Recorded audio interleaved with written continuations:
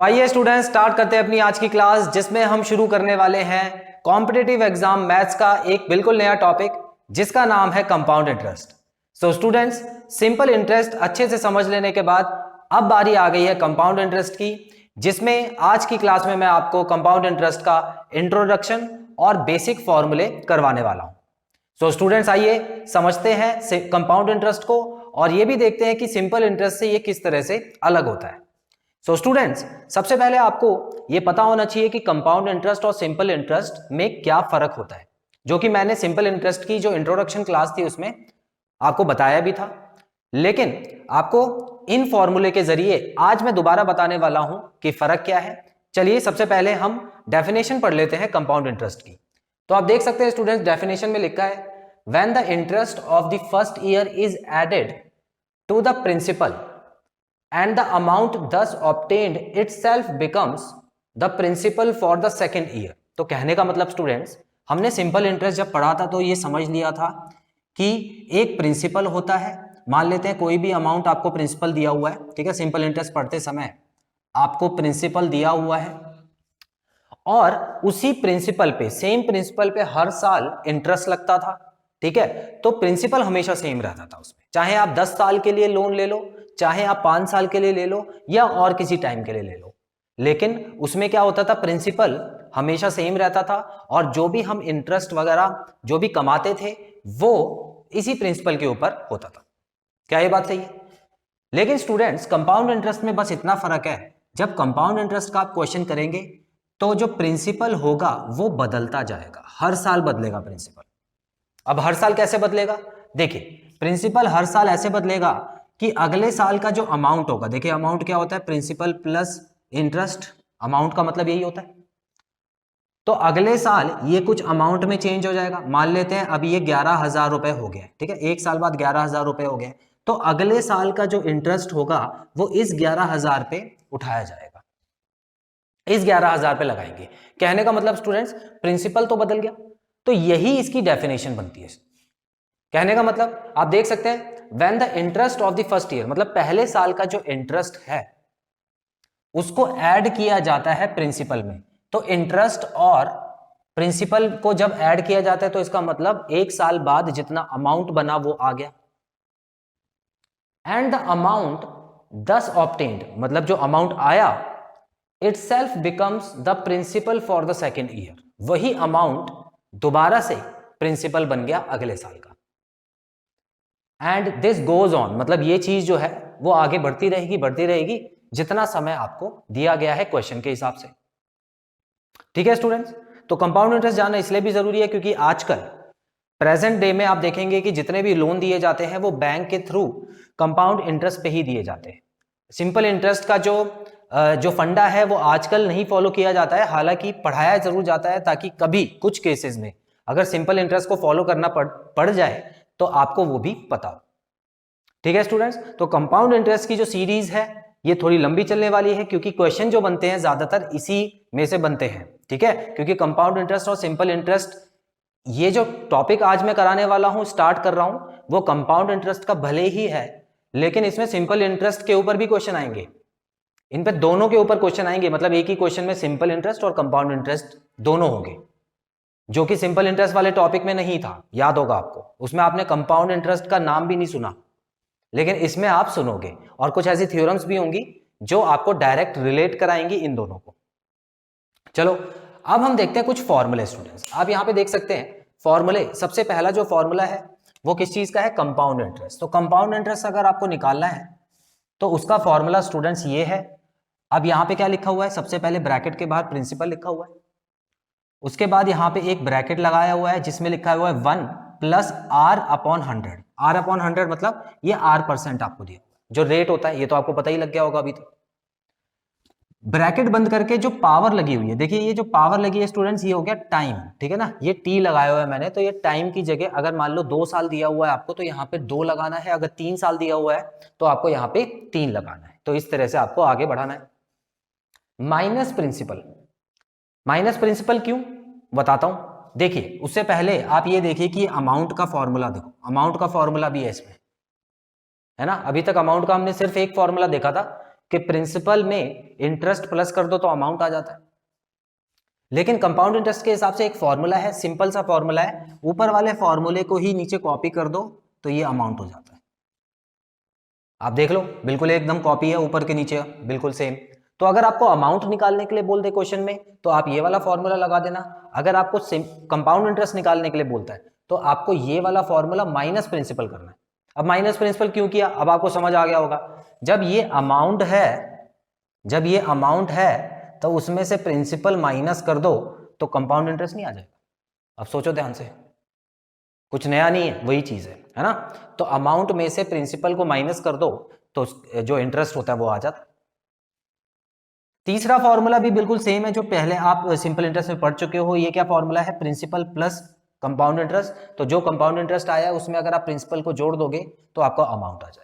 ठीक है, तो इस तरह से ये तीन फॉर्मूले जो है इनको बेसिक फॉर्मूले बोला जाता है और ये ज्यादातर क्वेश्चंस में अप्लाई होंगे भी। अब देखिए स्टूडेंट्स, एक इंपॉर्टेंट चीज जो आप यहां पर देख सकते हैं, यहां पर क्या लिखा हुआ है, for the first year the simple interest and compound interest on a some is same. मतलब कि अगर मान लो आपने दो बैंक में पैसा लगाया और जो पैसा आपने लगाया वो बिल्कुल सेम था, 10,000 रुपए पहली बैंक में और 10,000 रुपए दूसरी बैंक में, और दोनों बैंक ने इंटरेस्ट भी सेम लगाया, ठीक है, रेट ऑफ इंटरेस्ट भी सेम था। अब स्टूडेंट्स आप यहां पर एक चीज समझेंगे, जब एक साल बाद, ठीक है, अब पहली बैंक बोलती है कि आपको सिंपल इंटरेस्ट के हिसाब से मैं इंटरेस्ट दूंगी, दूसरी बैंक बोलती है आपको कंपाउंड इंटरेस्ट के हिसाब से इंटरेस्ट दूंगी। तो मैंने कहा ठीक है, एक साल बाद जब मैं बैंक गया तो पहली बैंक का इंटरेस्ट और दूसरी बैंक का इंटरेस्ट बिल्कुल सेम था। अब आप पूछोगे ऐसा क्यों? देखिए स्टूडेंट्स, पहले साल का सिंपल इंटरेस्ट और कंपाउंड इंटरेस्ट हमेशा सेम होता है। अब इसको मैं एक एग्जांपल के थ्रू समझाता हूं तो आपको बेहतर समझ आएगा। देखिए, मान लेते हैं कि एक हो गया सिंपल इंटरेस्ट और एक हो गया कंपाउंड इंटरेस्ट, ठीक है। अब एक चीज देखो, होता क्या है सिंपल इंटरेस्ट का, अभी मैं ये वाले फॉर्मूले यूज करके नहीं बता रहा, मैं नॉर्मली आपको बता रहा हूं परसेंटेज के हिसाब से। मान लेते हैं 10,000 रुपए मैंने पहली बैंक में लगाए और 10,000 रुपए मैंने दूसरी बैंक में लगाए, ठीक है।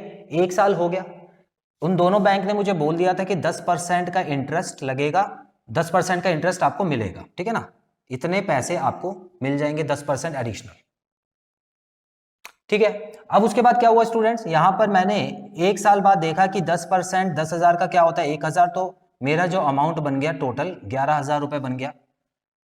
कंपाउंड इंटरेस्ट भी तो बिल्कुल सेम 10,000 ही लगेगा, कहने का मतलब 10,000 पे ही कंपाउंड इंटरेस्ट जो 10% का बनता है वही लगेगा। तो इसका मतलब इन्होंने भी 1,000 रुपए मुझे इंटरेस्ट दिया एक साल में, तो ये वाला अमाउंट भी मेरा 11,000 रुपए। तो पहले साल में तो देखो बराबर बराबर आ रहा है ना, इंटरेस्ट बराबर है, तो यही वाली लाइन लिखी हुई है यहां पे। लेकिन अगले साल, एक और साल की अगर मैं बात करें तो यहां पर फिर अलग आ जाएगा। देखिए एक और साल आगे बढ़ते हैं, अब मुझे पता है सिंपल इंटरेस्ट पे तो इसी पे इंटरेस्ट लगेगा, तो 1,000 रुपए और ऐड कर देता हूं, ये लो 1,000 रुपए और ऐड कर दिए, कितना हो गया 12,000 रुपए हो गया। लेकिन क्योंकि मुझे पता है कंपाउंड इंटरेस्ट पे क्या होता है स्टूडेंट्स, जो अमाउंट होता है वो नया प्रिंसिपल बन जाता है, तो इस बार मुझे इस पे इंटरेस्ट लगाना है। तो कहने का मतलब इस बार 1,000 रुपए ऐड ना करके मैं 1,100 रुपए ऐड करूंगा, यहाँ पे कितना करूंगा 1,100 रुपए। और अब जो यहां पर हो जाएगा मेरा अमाउंट टोटल हो जाएगा 12,100 रुपए। तो अब देखो, अब दोनों का इंटरेस्ट अलग अलग आ रहा है जिसकी वजह से अमाउंट भी अलग अलग हो गया है, समझ आई बात। तो पहले साल में स्टूडेंट्स दोनों चीजें बराबर रहती हैं, दूसरे साल में ये दोनों अलग हो जाती हैं। तो आप इसमें टेंशन मत लीजिए, ये चीज क्वेश्चन बनाने वाले को पहले से ही पता थी। तो ज्यादातर जो क्वेश्चन आपको आने वाले हैं वो 2 साल या 3 साल के आएंगे, एक साल का कोई क्वेश्चन नहीं आएगा, क्योंकि एक साल में कंपाउंड इंटरेस्ट और सिंपल इंटरेस्ट एक ही चीज होती है। Clear students? सो आप, आई होप आपको ये सारी चीजें समझ आ गई हैं, ये सारे जो पॉइंट्स लिखे हैं आप इसको नोट डाउन कर लीजिए, इसका स्क्रीनशॉट ले लीजिए। उसके बाद मैं एक दो बेसिक क्वेश्चंस करके दिखाता हूं इन फॉर्मूले के हिसाब से, स्क्रीनशॉट लीजिए आप।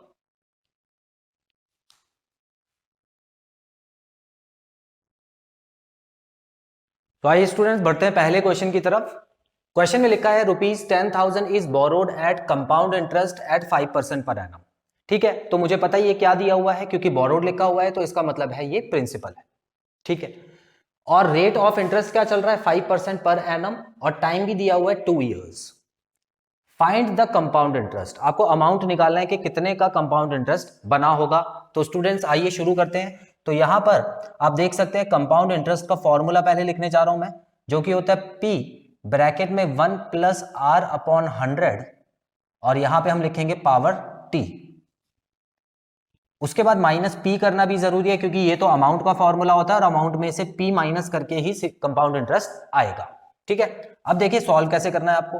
प्रिंसिपल की जगह तो हो गया 10,000, ठीक है, 10,000 रुपए मैंने लिख दिया प्रिंसिपल की जगह। उसके बाद यहां पे 1 प्लस आर कितना है स्टूडेंट्स, आर है 5% का, 5% अपॉन 100 यहां पे लिखिएगा, और 2 यहां पे 2 आ जाएगा क्योंकि टाइम दिया हुआ है 2 साल। इतना क्लियर? ठीक है, माइनस पी कितना है 10,000, इसमें से माइनस भी करना है बाद में। अब कैसे सॉल्व करेंगे, ये हो गया 10,000 और मल्टीप्लाई, एक चीज देखिए यहां पर मैं इसको 5 से काट के यहां पे 20 लिख सकता हूं और ऊपर 1 लिख सकता हूं। तो इसका मतलब अब मैं एलसीएम लेता हूं तो ये 20 हो गया, और 20 प्लस 1 क्या हो गया 21 अपॉन 20, और क्योंकि इसकी पावर लगी हुई थी 2 तो मैंने क्या किया, इसको 2 बार लिख दिया। लिख सकता हूं ऐसे, बिल्कुल लिख सकता हूं, माइनस 10,000। इतना क्लियर है? अब देखिए ये 0 से 0 गया, 2 0 ये गए, और यहां पे क्या बचा हुआ है 4, ठीक है, तो 104 से जाएगा तो यहां पे 25 बचेगा। अब मुझे क्या करना है स्टूडेंट्स, इन सबको मल्टीप्लाई कर देना है। तो देखिए 21 और 21 होता है 441, और 441 को मैं 25 से मल्टीप्लाई करूंगा तो क्या आएगा स्टूडेंट्स, देखिए ये हो गया 5, 20, 22 हो गया, ये 2 बाहर लिख दिया मैंने, ये हो गया 20, और 8 28 33 यहां पे आ जाएगा, 4 2 जा 8 होता है, 9 10 11, इसका मतलब 11,025 रुपए ये आ गया है, माइनस 10,000 इसमें करूंगा। सो आंसर क्या आने वाला है स्टूडेंट्स मेरा 1025, मतलब जो कंपाउंड इंटरेस्ट बना वो 1025 का बना है। ऑप्शन नंबर सी मेरा आंसर। तो इस तरीके से आपको बेसिक फॉर्मूला यूज करते हुए कंपाउंड इंटरेस्ट की वैल्यू निकाल देनी है स्टूडेंट्स। स्क्रीनशॉट लीजिए, एक और क्वेश्चन करते हैं। तो चलिए स्टूडेंट्स बढ़ते हैं अगले क्वेश्चन की तरफ। क्वेश्चन में दिया है the compound interest on a sum of money for 3 years at 10% per annum is, यहां पे इज लिखिएगा स्टूडेंट्स, 6,620, फाइंड प्रिंसिपल। तो स्टूडेंट्स यहां पर आपको कंपाउंड इंटरेस्ट दिया हुआ है, क्वेश्चन ध्यान से पढ़िए, द कंपाउंड इंटरेस्ट इज 6,620, और यहां पे आपको और क्या दिया हुआ है, टाइम दिया हुआ है और रेट ऑफ इंटरेस्ट भी दिया है, लेकिन आपसे प्रिंसिपल पूछ लिया इस बार। अब ये वाला क्वेश्चन कैसे होगा स्टूडेंट्स, बिल्कुल उसी फॉर्मूले से करेंगे क्योंकि सभी वैल्यूज दी हुई हैं। सो हम लोग क्या करने वाले हैं स्टूडेंट्स, यहां पर कंपाउंड इंटरेस्ट का फॉर्मूला लिखेंगे जो कि होता है P 1 प्लस आर अपॉन 100 की पावर 3 लिखेंगे यहाँ। अच्छा, आर की जगह मैं क्या लिख सकता हूं, आर की जगह मैं 10 लिख देता हूं, यहां पे 3 हो गया, और उसके अलावा मैं माइनस पी लगा देता हूं, माइनस पी। पी की वैल्यू मुझे नहीं पता, ठीक है, पी की वैल्यू मुझे नहीं पता है, कोई बात नहीं, क्वेश्चन आगे करते हैं। यहां पर 6,620 क्योंकि कंपाउंड इंटरेस्ट मुझे दिया हुआ है, और यहां पे पी की वैल्यू मुझे पता नहीं है, लेकिन इसको और इसको मैं काट सकता हूं। तो ये क्या हो गया स्टूडेंट्स, देखिए ये 10 हो जाएगा एलसीएम लेने के बाद, 10 और 1 हो गया 11 अपॉन 10 की पावर 3 माइनस पी। इतना क्लियर स्टूडेंट्स? अब मैं क्या कर सकता हूं, अब सबसे पहले तो ये जो P है, ठीक है, आप देख सकते हैं P है और यहां पर भी P है, तो इसको पहले मुझे सॉल्व करना होगा, ठीक है, तो इसको सॉल्व कर लेते हैं। तो ये क्या हो गया स्टूडेंट्स, देखिए क्यूब को सॉल्व करने के लिए मुझे क्या करना होगा, 10 तो बड़े आराम से सॉल्व हो जाएगा क्योंकि मुझे पता है यहाँ पे 1000 आ जाएगा, है ना।